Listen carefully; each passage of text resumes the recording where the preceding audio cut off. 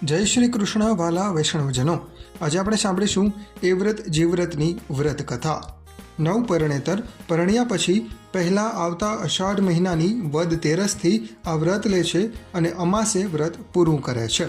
આ વ્રત કરનારે ઉપવાસ કરવો, સવારે વહેલા ઉઠી નાહી ધોઈ મંદિરે જઈ એ વ્રત જીવ્રત નામની દેવીઓનું પૂજન કરવું, દિવસે માત્ર ફરાળ કરવું અને રાત્રે જાગરણ કરવું.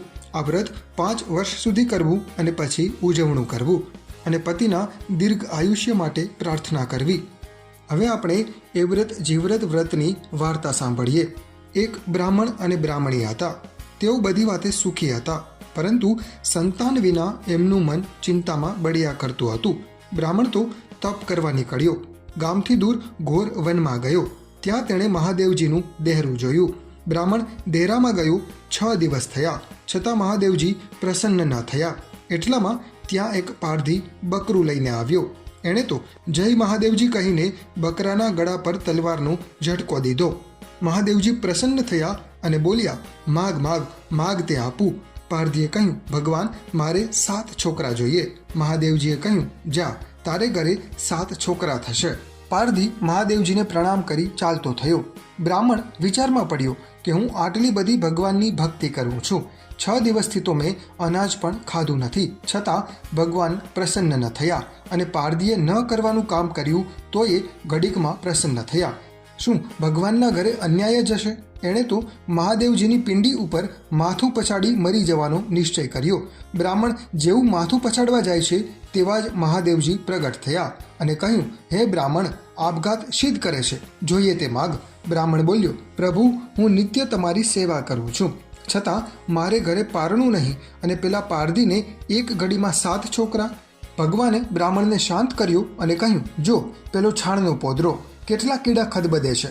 પારધીને 7 છોકરા આપ્યા, પણ એવા જાણજે. જા, તારે ઘરે એક છોકરો થશે. છોકરાને પૂરું ભણાવજે, ભણી રહ્યા પહેલાં પરણાવીશ નહીં. બ્રાહ્મણ તો હર્ષ પામતો પામતો ઘરે ગયો. થોડા દિવસ પછી બ્રાહ્મણીને ગર્ભ રહ્યો. 1 મહિના, 2 મહિના, 4 મહિના, 8 મહિના અને 9 મહિને બ્રાહ્મણીને તો દૂધ જેવો રૂપાળો છોકરો જન્મ્યો. છોકરો તો દિવસે ને દિવસે મોટો થવા લાગ્યો. છોકરો 5 વર્ષનો થયો અને નિશાળે મૂક્યો. બધા નિશાળિયા કરતાં એ ભણવામાં ઘણો ચપળ. જે વાંચે તે ધ્યાનથી વાંચે. એને તો બધા પાઠ મોઢે થઈ જાય. આમ છોકરો 12 વર્ષનો થયો. ગામે ગામથી છોકરાના સગપણ માટે નાળિયેર આવવા લાગ્યા. બ્રાહ્મણનો જીવ ઝાલ્યો ન રહ્યો. છોકરાનું સગપણ કરી લગ્નનું મુહૂર્ત કઢાવ્યું અને જાન જોડી. કાકા, મામા અને સંબંધીઓ સાથે જાન ઉપડી. છોકરાને પરણાવી જાન પાછી વળી. જાન અડધામાં આવી ત્યાં તો અષાઢ માસની અમાસ. અંધારી રાત અને વાદળા ચઢ્યા. વીજળી ઝબૂકવા લાગી. જોત જોતામાં મેઘો મુશળધાર તૂટી પડ્યો. વરસાદના પાણીમાં બળદ થંભી ગયા. ગાડા ચાલતા બંધ પડ્યા.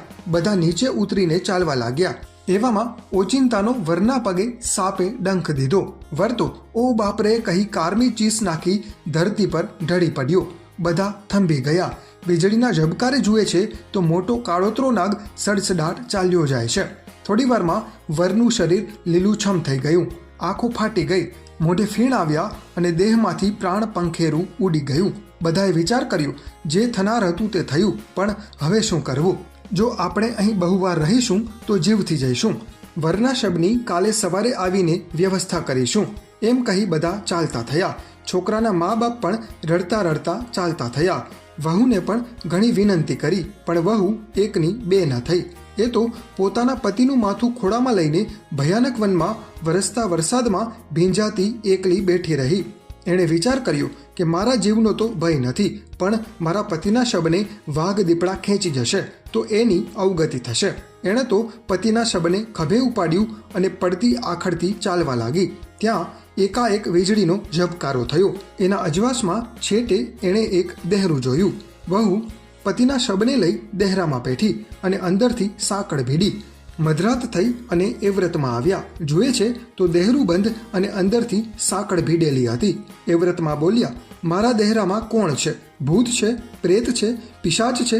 વહુનું કાળજું કંપી ઉઠ્યું. ધ્રુજતા ધ્રુજતા તેણે કમાડું ગાળ્યા. એ વ્રતમાને જોતા જ વહુ બોલી, માતાજી, ખમા કરો, હું ભૂત નથી, પ્રેત નથી, દુખિયારી સ્ત્રી છું. દુઃખની મારી તમારે આશરે આવે છું. પરણીને આવતા મારા સ્વામીને સાપે ડંખ દીધો. માતાજી, મારા સ્વામીને જીવતા કરો. બોલતા બોલતા વહુનો કંઠ રૂંધાઈ ગયો. એ વ્રતમાં બોલ્યા, તારા ધણીને જીવતો કરું, પણ મારું કહ્યું કરીશ? વહુ બોલી, તમે જે કહેશો તે કરીશ. એટલું કહેતામાં શબે પડખું ફેરવ્યું. બીજો પહોર થયો અને જીવ્રતમાં આવ્યા. દહેરાના કમાડ બંધ જોઈને પૂછ્યું, મારા દહેરામાં કોણ છે? ભૂત છે? પ્રેત છે? કમાડ ઉગાડ, નહીં તો બાળીને ખાખ કરી નાખીશ. વહુએ કમાડ ઉગાડ્યું. જુએ છે તો જીવ્રતમાં. વહુ બોલી, માતાજી, હું ભૂત નથી, પ્રેત નથી, દુખિયારી સ્ત્રી છું. મારા પતિના શબનું રખવાડું કરું છું. માતાજી, મારા સ્વામીને સજીવન કરો. જીવ્રતમાં બોલ્યા, તારા સ્વામીને જીવતો તો કરું, પણ મારું કહ્યું કરીશ? હા માડી, જે કહેશો તે કરીશ. એટલું કહેતામાં તો શબે બીજું પડખું ફેરવ્યું. ત્રીજો પહોર થયો અને જયામાં આવ્યા.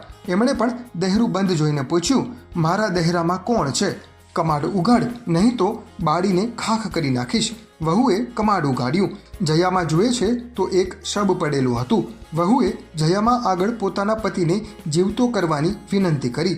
જયામાં બોલ્યા, તારા પતિને સજીવન તો કરું, પણ મારું કહ્યું કરીશ? વહુએ કહ્યું, માતાજી, તમારો એક એક બોલ પાડીશ. એટલું કહેતામાં તો શબમાં શ્વાસ ચાલતો થયો. ચોથા પહોરે વિજયામાં આવ્યા. એમણે દહેરું બંધ જોયું. એમણે પણ કમાડ ઉગાડવા કહ્યું. વહુએ કમાડ ઉગાડ્યું અને વિજયામાને પણ તેમના કહ્યા પ્રમાણે કરવાનું વચન આપ્યું. વિજયામાએ પાણી ભરીને વહુના પતિના મૃતદેહ પર અંજલિ છાંટી. ત્યાં તો વરરાજા સજીવન થયો. વહુ તો અરખમાં ગાંડી ગેલી થઈ ગઈ. વરે પૂછ્યું, આપણે અહીં ક્યાંથી? મને ભૂખ લાગી છે, તરસ લાગી છે. વહુએ તેને પાણી પાયું અને દોડતી વનફળ લઈને આવી. જમ્યા પછી બંને જણા કાંકરીઓ વીણીને રમવા લાગ્યા. એટલામાં સવાર થયું. ગાયોના ગોવાળની તેમના પર દ્રષ્ટિ પડી. વર વહુ તો કાંકરીઓ રમતા હતા. ગોવાળે ગામમાં વાત કરી કે દહેરામાં વર અને વહુ તો કાંકરીઓ રમે છે. વરના મા બાપ ગામમાં હતા. એમને કાને વાત પહોંચી. બ્રાહ્મણ તો રો કકડ મૂકીને દહેરામાં આવ્યો. આવીને જુએ છે તો પોતાનો છોકરો જીવતો હતો. જાનના બધા માણસો ત્યાં આવી પહોંચ્યા અને વર વહુને વેલમાં બેસાડી બળદ જોડ્યા. ઢોલ વાગવા લાગ્યા અને જાન ઉપડી. વર કન્યા ઘરે આવ્યા. તેમની માએ વધાવી લીધા. વર વહુ તો આનંદમાં રહેવા લાગ્યા.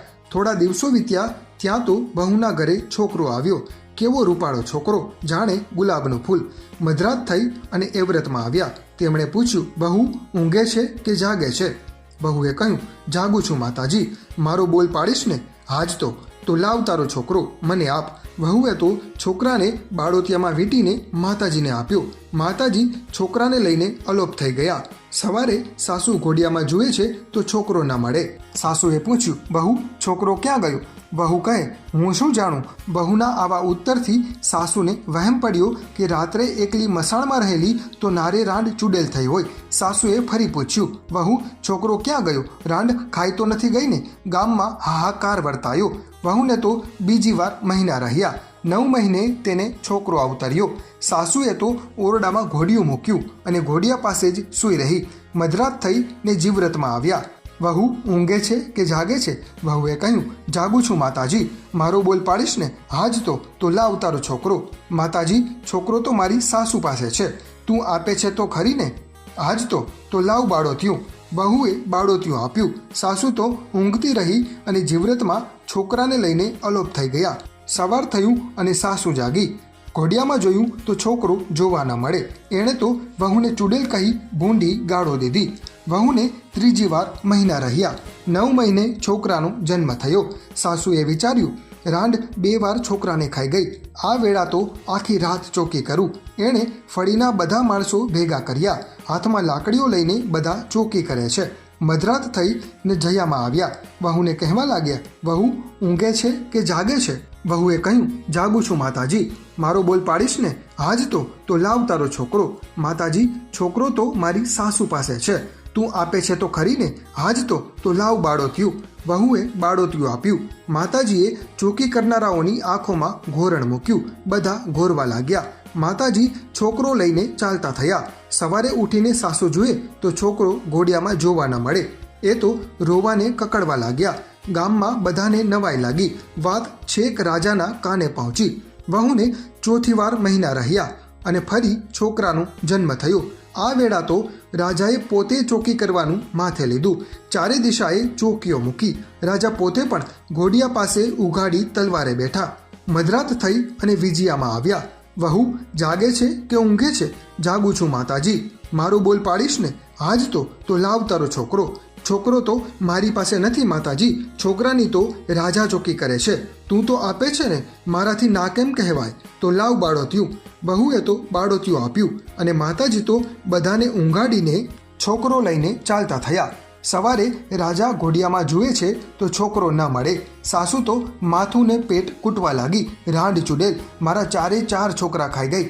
રાજા પણ વિચારમાં પડ્યો. 5મી વાર વહુને છોકરી થઈ અને એ જીવતી રહી.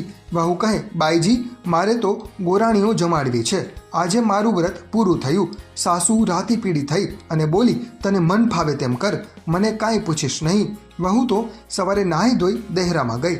ચારે દેવીઓને ચાંદલા કર્યા અને બોલી, એ વ્રતમાં, જીવ્રતમાં, જયામાં, વિજયામાં ચારે બહેનો મારે ત્યાં ગોરાણીઓ થઈને જમવા આવજો.